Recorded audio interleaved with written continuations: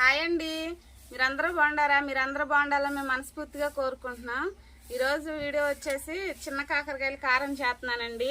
ఈ కాకరకాయలు ఎంతమందికి తెలుసో మాకు కామెంట్ బాక్స్లో కామెంట్ చేయండి.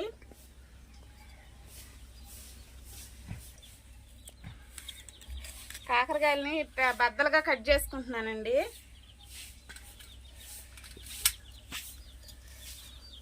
కాయలన్నీ కూడా ఇట్లా మనం బద్దలుగా కట్ చేసేసుకోవాలి, 2 చెక్కలుగా.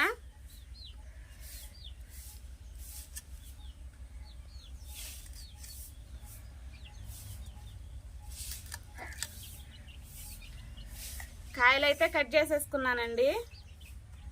2 మిరపకాయలు ఒలుసుకుంటా. కాకరకాయలు అయితే కోసేసుకున్నానండి. ఎండుమిరపకాయలు చితుక్కుంటున్నాను. ఇవి వేపుకునే పని ఉండదండి, పచ్చి ఎండుమిరపకాయలు అయితే సరిపోతాయి మనకి.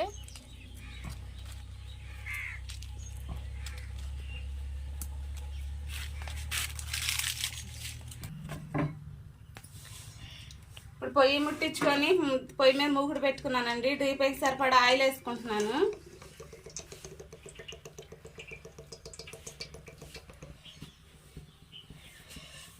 ఆయిల్ హీట్ అయ్యిందండి. ఇప్పుడు ముందుగా కాకరకాయ ముక్కలు వేపుకుంటున్నాను.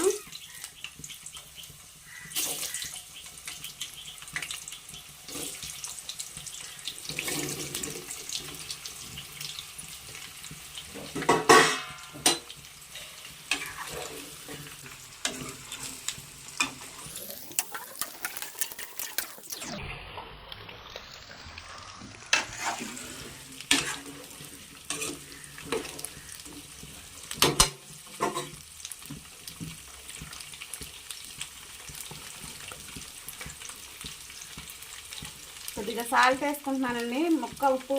ఉప్పు ముక్కకు పట్టుద్ది.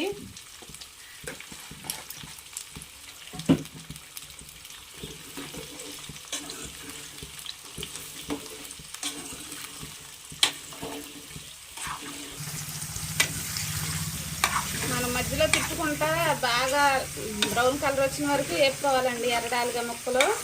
మనకి కాకరకాయలు వేగే లోపల మనం కారం రెడీ చేసుకుందాం. కారం కోసమని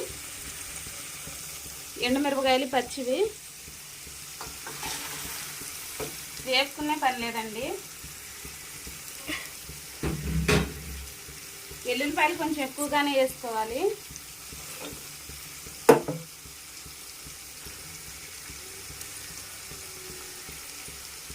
జీలకర్ర,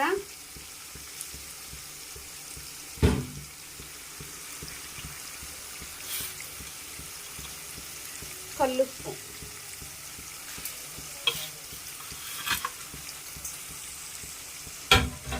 మొత్తాన్ని కలిపి మిక్సీ పట్టుకోవాలండి.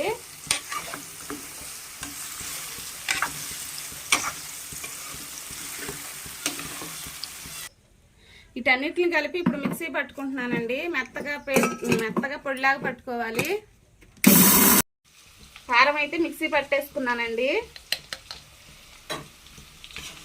కాకరకాయ ముక్కలు అయితే మనకు బాగా వేగినాయి. ఈ కలర్ వచ్చిన వరకు కాకరకాయ ముక్కలు వేపుకోవాలండి. ఈ కారపొడి దీనిలో వేసేసుకుంటున్నానండి.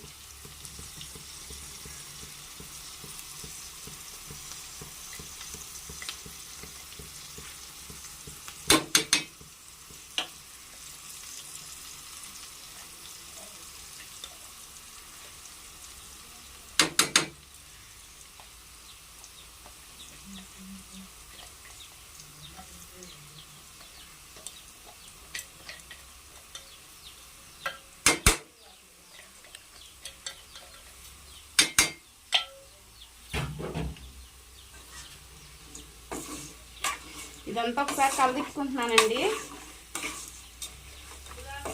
ఈ రకంగా అయితే కారం పెట్టుకుంటే మనకు 4 రోజుల వరకు నిల్వ ఉంటుందండి. ఒక గాసేసాలు మనం కానీ పెట్టుకుంటే. మీడియం ఫ్లేమ్లో పెట్టి ఒక 5 నిమిషాలు ఫ్రై చేసుకోవాలండి, కారం పచ్చివాసన పోయిన వరకు.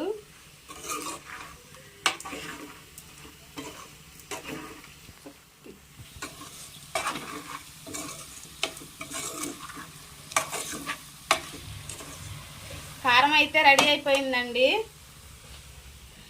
మా వీడియో కానీ మీకు నచ్చినట్లయితే లైక్ చేసి మా ఛానల్ సబ్స్క్రైబ్ చేయండి. బాయ్ అండి.